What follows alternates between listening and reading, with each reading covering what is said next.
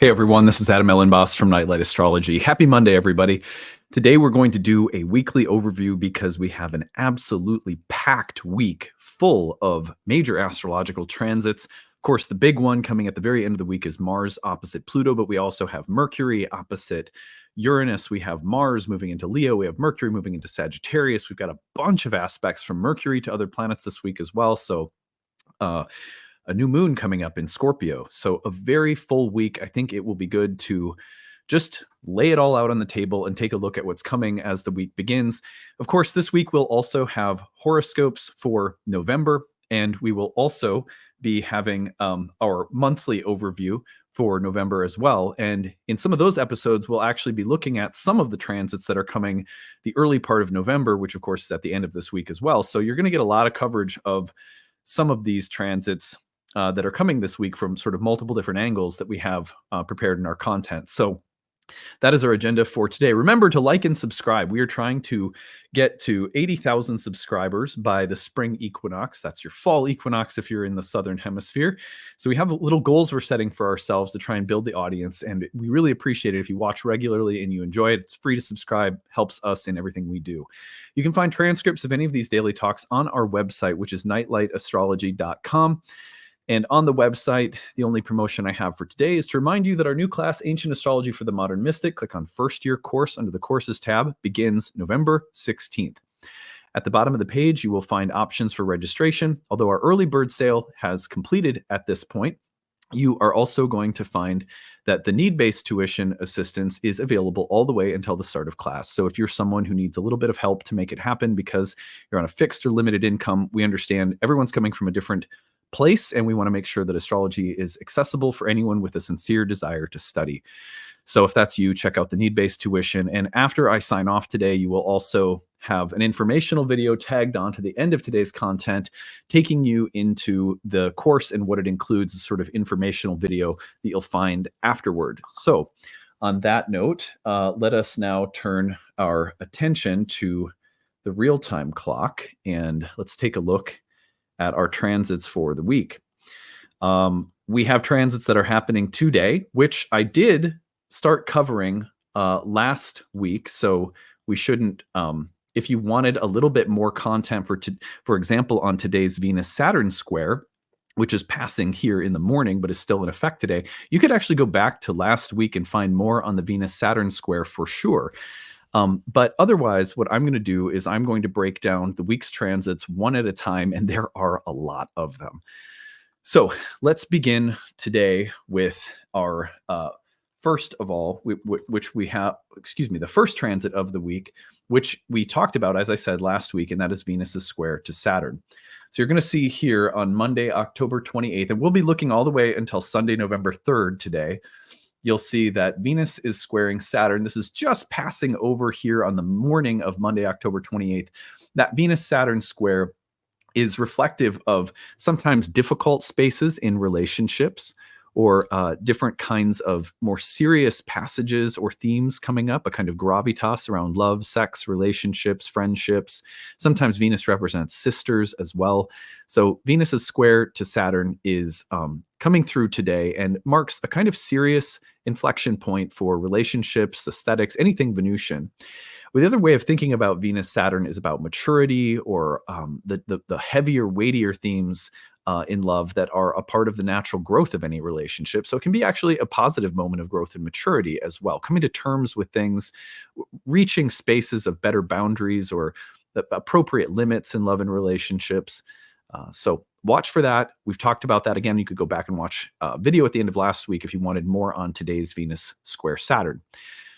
So I'm not going to labor that because we have lots of other transits to look at. And the next one I want to look at, which is also happening today, is Mars's trine to Neptune. So you will see that Mars is in the sign of Cancer, late degrees of Cancer, making that trine to Neptune. And that trine to Neptune is coming just before Mars makes the opposition to Pluto at the end of the week. We'll talk about that one separately. We've talked about Mars-Pluto quite a bit already. So we'll be doing more of that this week, especially with horoscopes and monthly overview.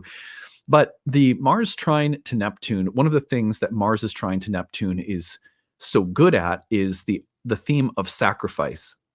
So you have a kind of maternal mama bear energy with the trine to Neptune. You get this idea of something sacrificial, something that acts as a kind of intervening, sacrificial, motherly, protective force.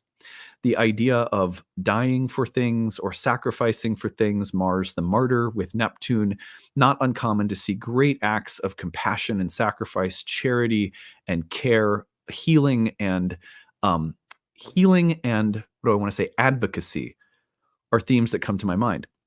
Now, on the other hand, the potential for themes of almost like a quality of delusion or extremes when it comes to what we will do to reach some kind of higher goal. Like, people who are willing to sacrifice on behalf of a delusional goal, we might call like, terrorists. I mean, it can be like, or people fanatics. That's a better word. Like a fanatical, fundamentalist, extremist kind of person who will die or go to an extreme on behalf of something they believe in. That's also maybe the shadow side of a transit like this. Now, that's very extreme. I don't think most of us are going to go that far, but you can watch for the tendency to take things too far with Mars and Neptune because you are feeling so emotionally passionate about something. So that's kind of one of the shadows there. Let's go on to October 30th. If we advance this just a couple of days into the middle of the week, the big transit in the middle of the week is Mercury opposite Uranus.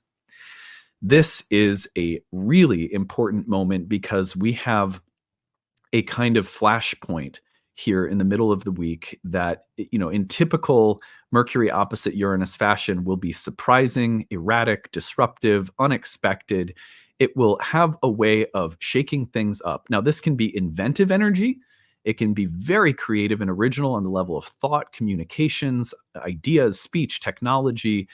It can also be about putting your foot in your mouth or saying something disruptive or shocking or communication that's erratic and rebellious. And so, we have to be a little bit careful of the tendency for, reactive and impulsive qualities of speech and mind that could come in alongside of Mars pressing into the opposition with Pluto and be quite dramatic.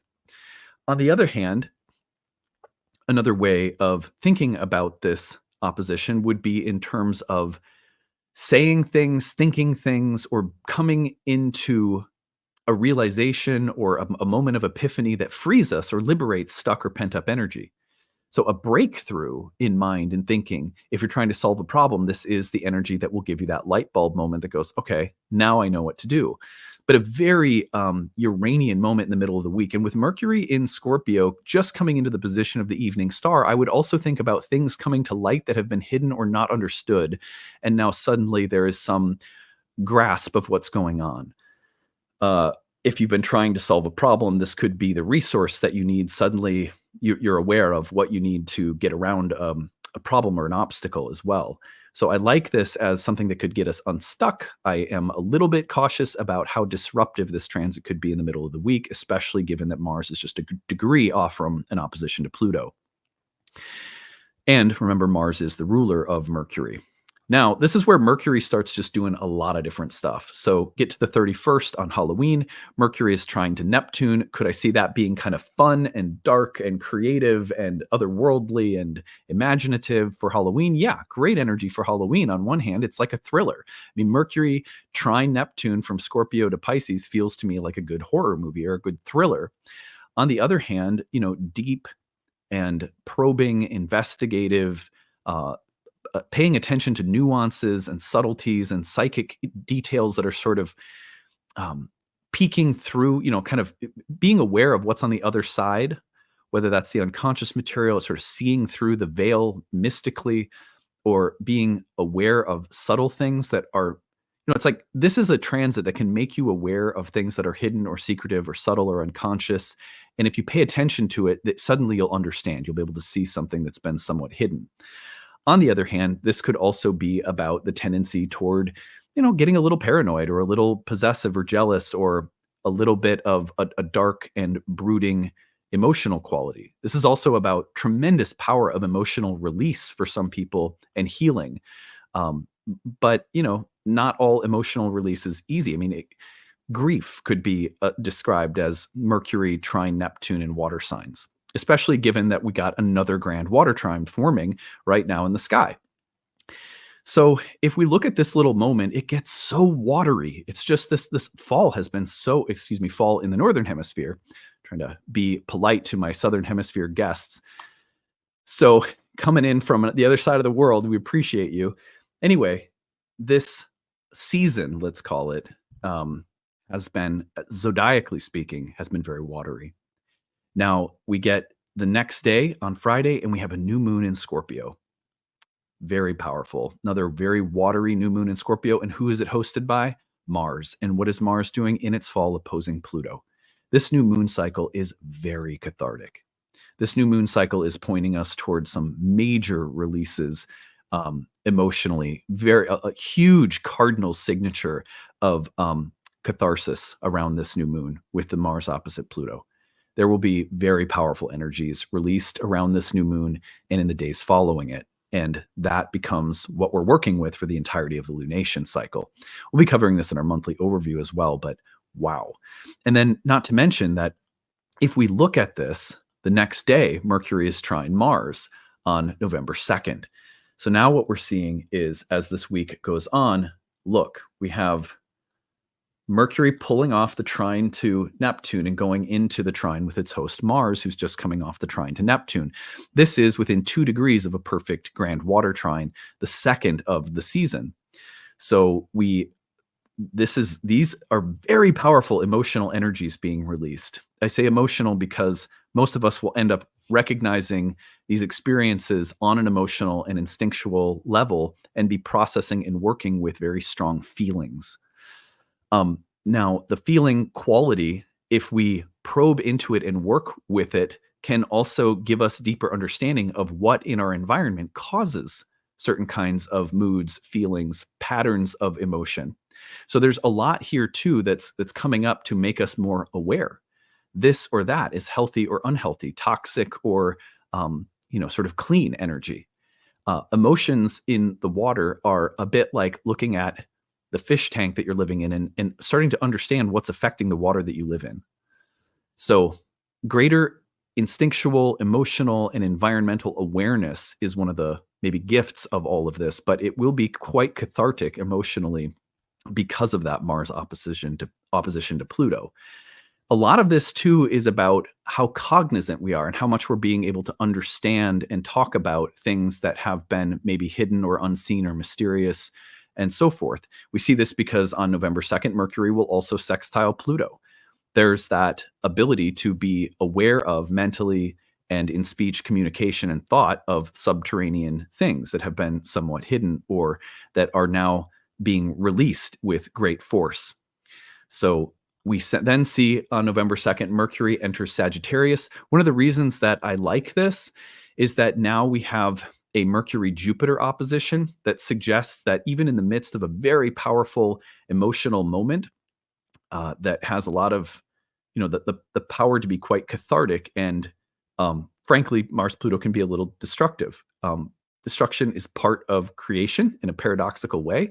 So I don't want this to be all doom and gloom. Oh, here we go. It'll pop up there. But one thing that is important to note is that when we have this kind of catharsis and then Mercury is opposite Jupiter and they are in each other's signs, so there's a mutual reception between them that's starting to form at the exact same time, there's a bit of a silver lining here in terms of like what's happening is going to radically shift our beliefs and our thoughts and our ideas. There is something like a paradigm shift and a reorganizing of our intelligence and our understanding of things. When very powerful things happen, they often serve to enlighten us. That's the point. And there are some strong signatures this week. Mercury opposite Uranus, Mercury hitting Neptune, Mercury hitting Pluto, Mercury going into Sag and being in mutual reception with Jupiter by opposition. All of which suggests that the benefit of some of these very dramatic energies is that we may have a very different understanding of things, a very different intellectual or philosophical or religious or spiritual or sociological or psychological kind of understanding that we didn't have. That's how powerful a shift like this can be with all of the signatures from Mercury happening at the same time that Mars is opposing Pluto. Then, of course, there is the great opposition on Sunday between Mars and Pluto. At the exact same time, one silver lining here that I really like is that the benefics are opposing one another. Now, I'm not saying that that is necessarily like the world's easiest or best signature. Venus opposite Jupiter is still in opposition, but when the benefics are opposed, there is some sense of freedom. There is some sense of, there's a kind of benefic silver lining. When even ancient astrologers were not like unanimously, there were very mixed feelings about oppositions or hard aspects between the benefics. Generally speaking, there was thought to be a lot of good that could come out of hard aspects from the benefics. That's just me sort of summarizing what I've read in the ancient texts. So when Venus opposes Jupiter, to me, what we have is a moment where, yes, there's a ton of catharsis in the air. There's a lot of just difficult things that are shaping up. And we also have the signature of something that could be a kind of benefic silver lining. The right people are around you. The right resources are around you. The worst case is avoided because of some kind of new understanding that's emerging and maybe some new resources that are coming to support or help. These are very general ways of interpreting what it might mean to have a benefic, the benefic opposition at the same time that we have such a kind of nuclear release of power and potentially sort of destructive energy from the Mars-Pluto opposition, which I'm not going to blow smoke up anyone's ass about. That is a difficult transit that can do wonderful things creatively in the long run. In the big picture, is it bad? No. I don't think of things as good or bad in any ultimate or absolute sense. I think about them relatively. Like, is it easy to experience a Mars-Pluto opposition if it's hitting a sensitive place in your chart? Like, no. No, generally speaking, it's not. But the shifts it bring, are they positive? With a little reflection and with a willingness and openness to learn, with humility and curiosity, that can be some of the best transits of your life. But it sure does help to have that little silver lining of Venus opposite Jupiter at the same time. So then finally on November 3rd, Mars will enter Leo. And getting out of Cancer, I tell you, is not a bad thing. Like, once we get to right about here, this is Sunday at about 10:30 at night Central Time. Mars switches into the sign of Leo, where it is, separating from the Plutonian oppositions. You may be feeling that still, but now it's out of its fall. And the dignity change into a more neutral position is not a bad thing. And now the Sun and Mars have mutual reception with one another. Mars is in the Sun sign, Sun is in Mars's sign. They're configured by a square. That's not the easiest thing in the world, but mutual reception I will take over Mars in its fall. So mutual reception with the Sun begins on November 3rd. So Venus opposite Jupiter, Mars getting into that mutual reception with the Sun.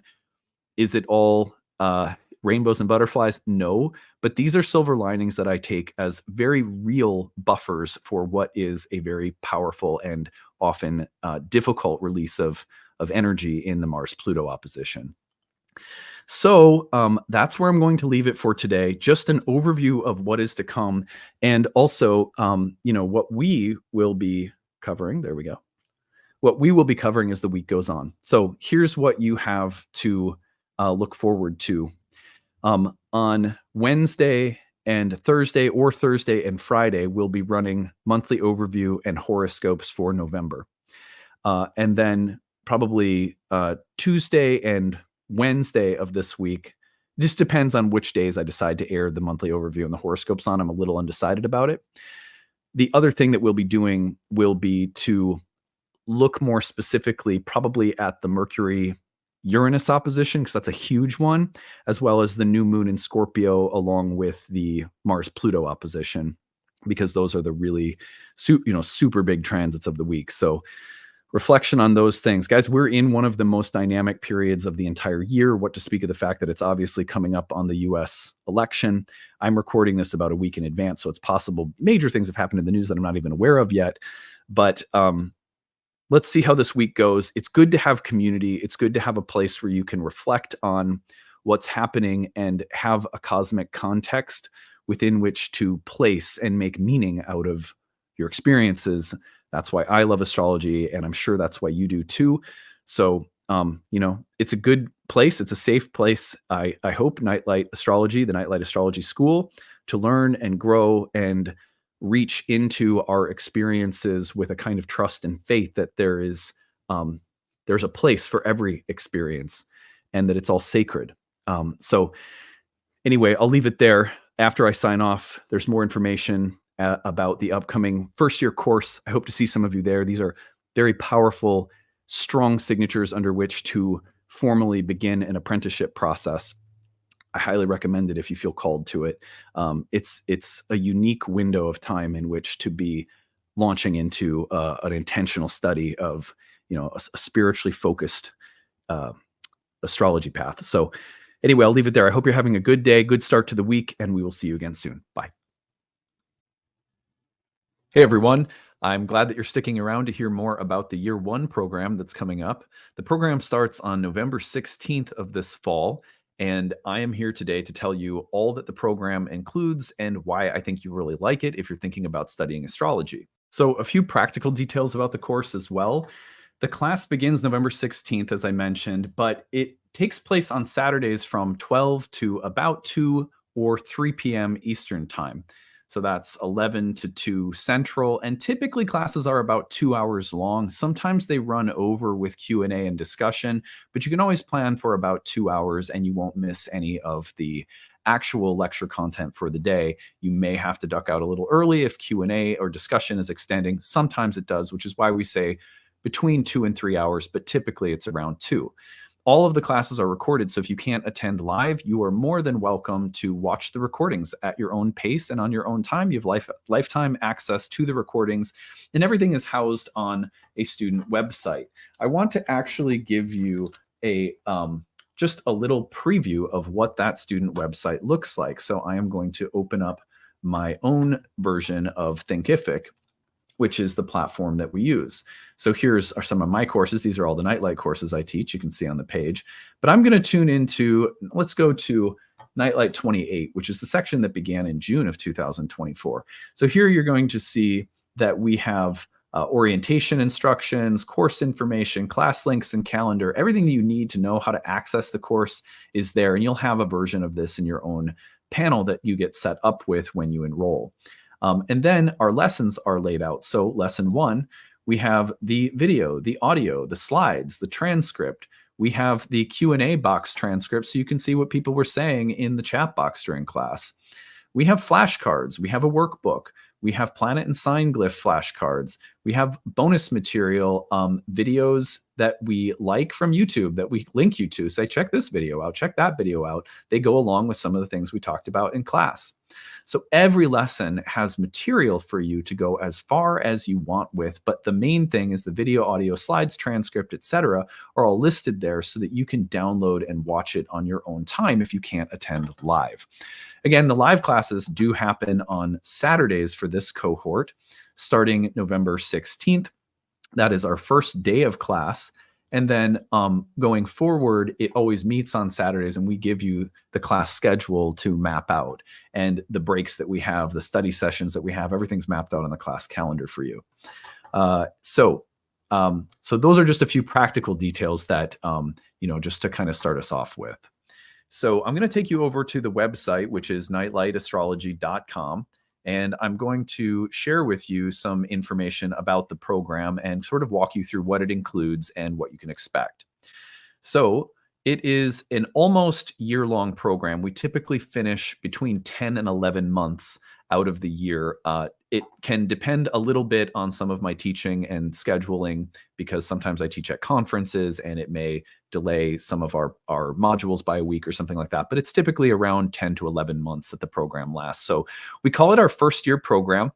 At Nightlight, we have a program for absolute beginners. You may want to check that out if you are like brand spanking new. That would be 8 to 10 hours of content that's really meant to set you up for the first year course. We sort of assume that if you're coming into the first year program, you already know a little bit about astrology. For example, you have some familiarity with the signs, planets, and houses. Maybe you know what aspects are, but you want to learn more about what they are. But if you are really at the very total entry level space, then try Astrology for Beginners.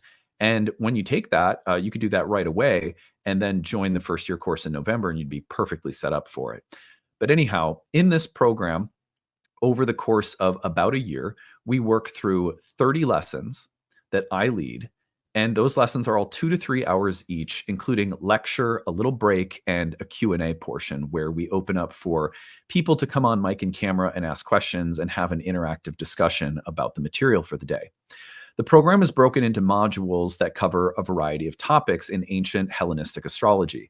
That is the earliest era of horoscopic astrology. And so, if you don't know a lot about the different schools of astrology, Hellenistic astrology is going to be the kind of astrology that you see a lot of astrologers practicing nowadays. It's become more popular in the last 30 years or so.